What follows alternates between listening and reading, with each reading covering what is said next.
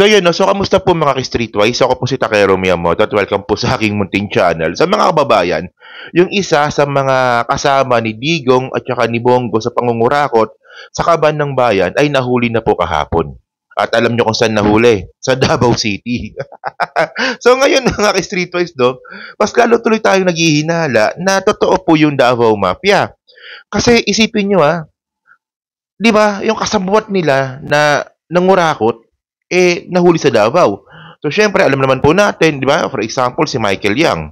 'Di ba, si Michael Yang galing China, pero mas nakilala po siya sa Davao City, kay Duterte.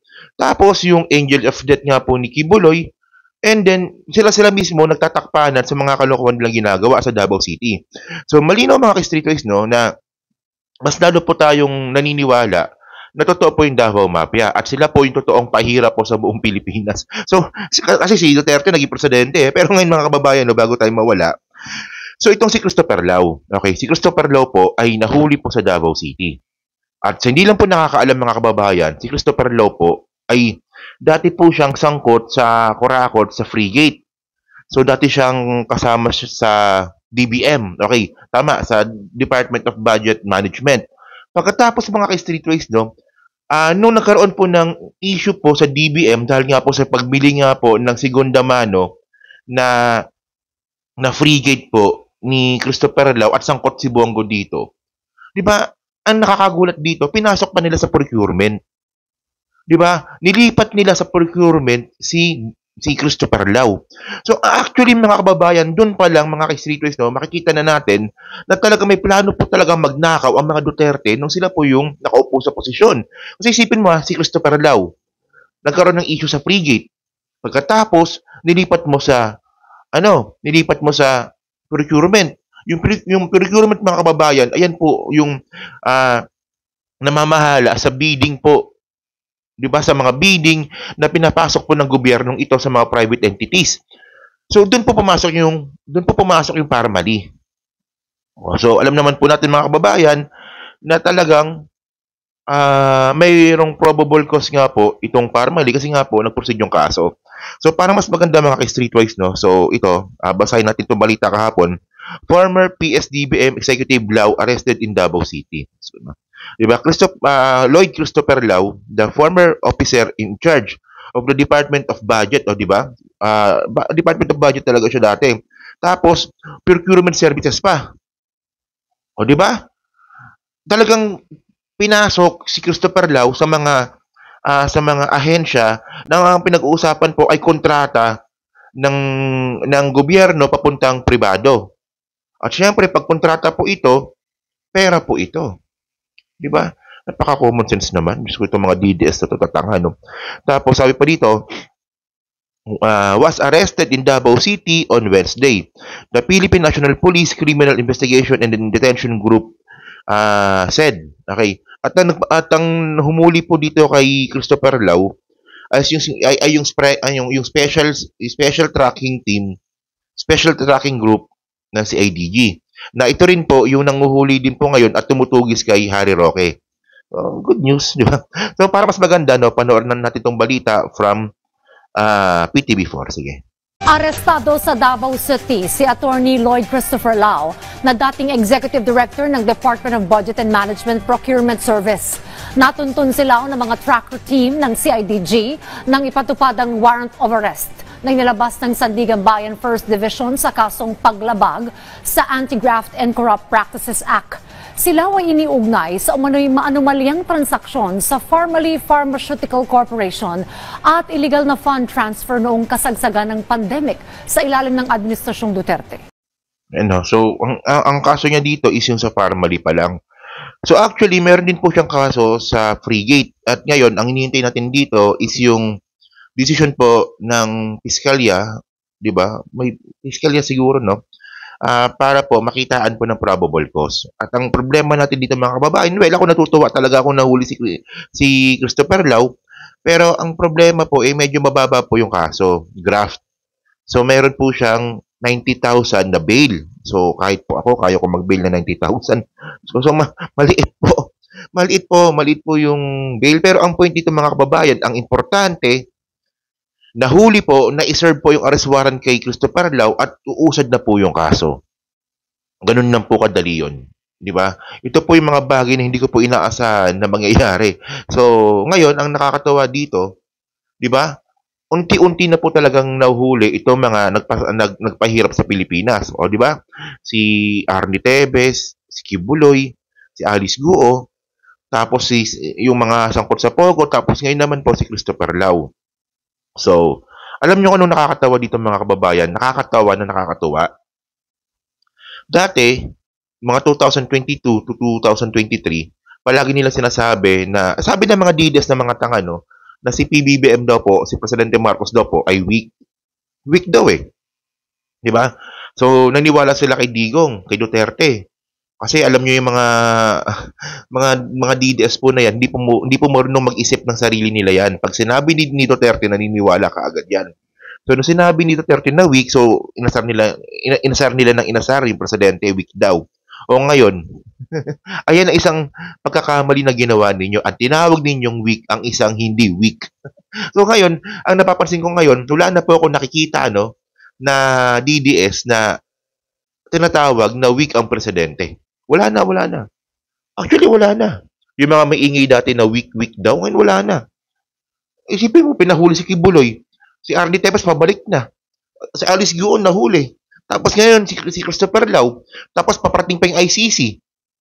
Tangan nyo kapag weak pa yung... Pag sa tingin nyo pa rin weak yung presidente, tanga-tanga na talaga kayo. So ngayon, mga kababayan, no, ang isa sa mga pag-uusapan ngayon natin dito, yung ginawa nga pong allegedly na kurakot ni Bongo at saka ni Christopher Lau dyan po sa Frigate. So ito nabalita ito noong 2021. So, ex-DBM Executive Lau denies working for Bongo. Solon shows him letter he signed as SAP USEC. So mga kababayan, tinatanggi po talaga dati ni Christopher Lau na siya po ay sangkot sa siya po ay under kay Bongo, na hindi naman talaga siya under kay Bongo. Yun nga lang mga kababayan, no, nung nahalungkat po yung issue sa Frigate, nalaman po natin na si Christopher Lau po ay sumunod lang po talaga kay Bongo. So may sulat kasi dito, no?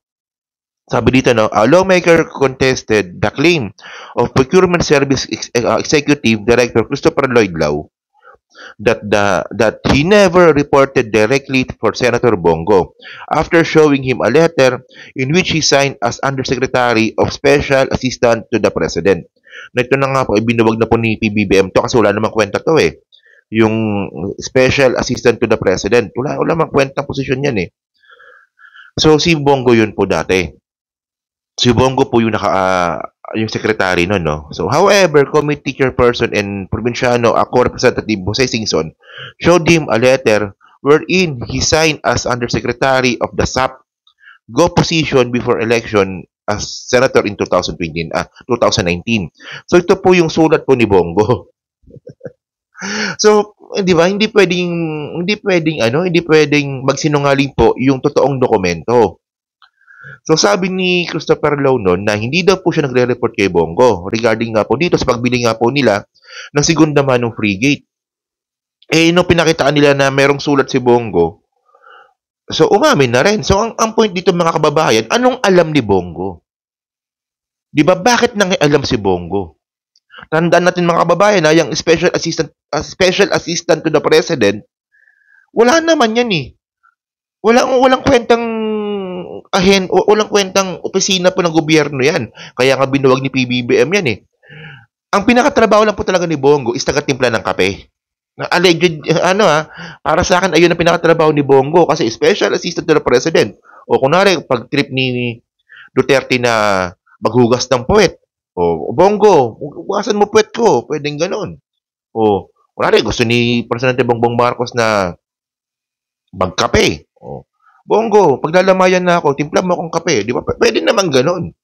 Pero bakit nangialam si Bongo sa isang usapin po ng procurement or isang usapin para makabili po ng Frigate, eh hindi naman po siya kasali sa usapan.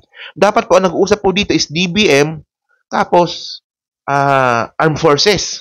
Sila po dapat na nakikipag-usap para po sa mga ganitong klaseng mga bagay. Yun nga lang, ba't nangialam si Bongo?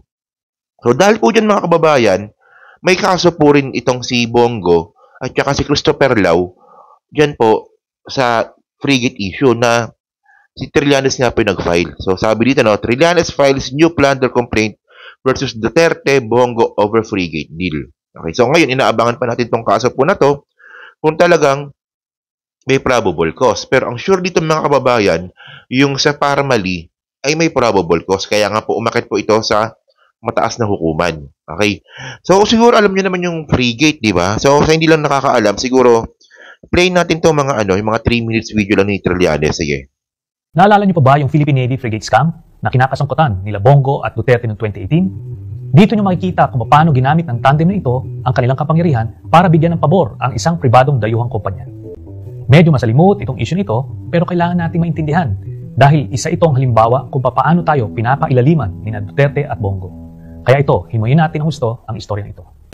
Ang Frigate Acquisition Project o ang proyekto ng pagbili ng 2 frigate o warships ng Philippine Navy ay nagsimula noong December 2013 noong Aquino administration. March 2016, bago natapos ang Aquino administration, nadeklarang nanalo sa government bidding ang South Korean company na Hyundai Heavy Industries or HHI. Finally, sa ilalim ng administrasyon ni Duterte, napirmahan ni Defense Secretary Delfin Lorenzana ang kontrata noong October 2016. Nagsimula ang kontrobersya nang biglang gustong palitan ng HHI ang ilang items na nakasaad sa kontrata, specifically ang tinatawag na Combat Management System or CMS ng barko. Ang CMS ay isang computer system na nagko-connect sa mga sensors, data links at mga major weapons ng barko para mas makatulong sa mga Navy officers sa paggawa ng desisyon during combat situations. Napaka-importante po nito. Ang gusto ng HHI ay ang Hanwha CMS na gawa sa South Korea ang ilalagay sa 2 frigates. Kaya lang, ito ay bagong produkto na hindi pa nasusubukan ng ibang Navy sa mundo. Ang gusto naman ng Philippine Navy ay ang Tactico Thales CMS na gawa sa Netherlands. Ito naman ay proven brand na at compliant pa sa kontrata. Napag-alaman ng Navy na makakamura ng mahigit 1 bilyong piso ang HHI kung masunod ang gusto nila na Hanwha ang maging CMS ng barko gagawin. Pinanindigan ng Navy ang gusto nila na Tactico Thales CMS ang gagamitin sa kanilang frigates. Dahil sa stalemate na ito, nakahanap ang HHI ng padrino sa Malacanang, si Bongo.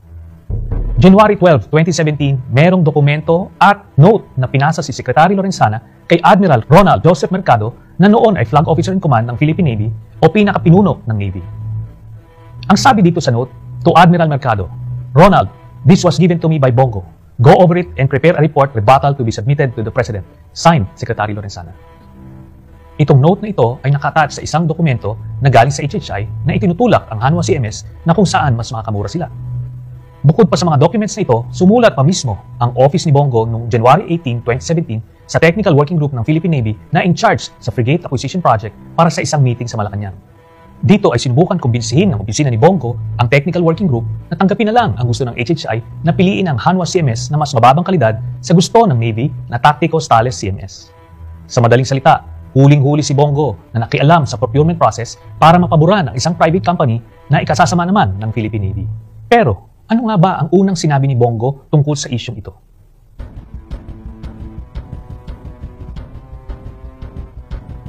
Wow! Wala raw siyang alam at magre-resign daw siya kung napatunayan na nakialam siya. Tigas na mukha, di ba? Kinalaunan, nagkabistuhan din dahil kinumpirma mismo ni Secretary Lorenzana na galing nga kay Bongo ang mga dokumento in behalf of HHI.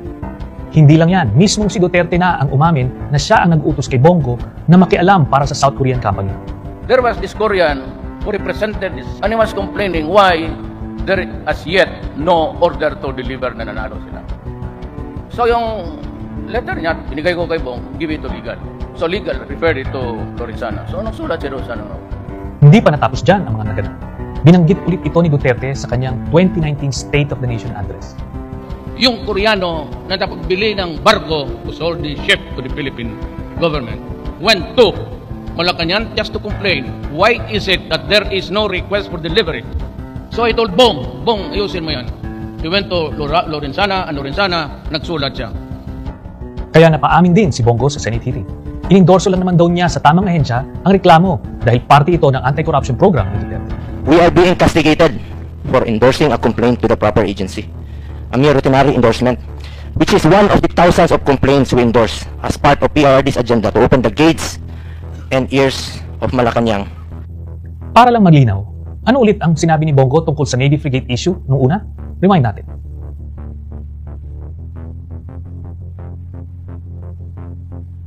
Huling-huli na nagsinungaling, pero nag-resign ba? Syempre hindi. Parang si Duterte rin lang. Ilang beses nilaban ni Admiral Mercado at ilang opisyal ang Tacticos Tales CMS bilang compliant naman ito sa kontrata. Mas proven ang quality at mas advantageous sa Philippine Navy. Pero kinalaunan, dahil sina Duterte at Bongo ang mga backer ng South Korean private contractor na HHI, hindi umubra ang recommendations ng Philippine Navy at napili pa rin ang Hanwha CMS. Biglaan ding tinanggal sa pwesto si Admiral Mercado dahil sa pagkontra sa kagustuhan ni Duterte at Bongo. Maliwanag na bukod pa sa pagsisinungaling, blunder ang krimen na ginawa ng tambalang Duterte at Bongo sa pakikialam nila sa Navy frigate deal dahil mahigit 1 bilyong piso ang naging benepisyo ng isang private company dahil pinwersa nilang dalawa ang Philippine Navy na tanggapin ang mas mahinang klaseng CMS. Lilinawin ko lang, magandang proyekto itong frigate acquisition project na na-initiate ng Aquino administration. Ang mga frigate na ito ang magiging pinakamoderno at pinaka-powerful na barko ng ating Navy. Kahit papaano, maaari itong magamit sa pagbantay ng West Philippine Sea at sa pagdepensa ng ating teritoryo.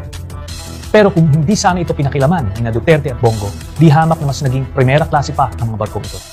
Sige lang, isa ito sa mga ikakaso natin sa kanila pag wala na sila sa pwesto. Actually kasi mga kababayan, no? Si Trillanes po kasi, dati siyang Navy. Bago siya nagkudeta. Tapos nung nagkudeta siya, syempre, bawal po yun sa constitution natin, bawal po yun sa batas. So, nakripisyo po ni Trillanes yung kanyang career dahil po sa pinaglalaban niya kontra kay Gloria. Di ba? So, si Gloria naman, wala pa kaulang kwentang tao niyan, di ba? Alam naman po natin yan.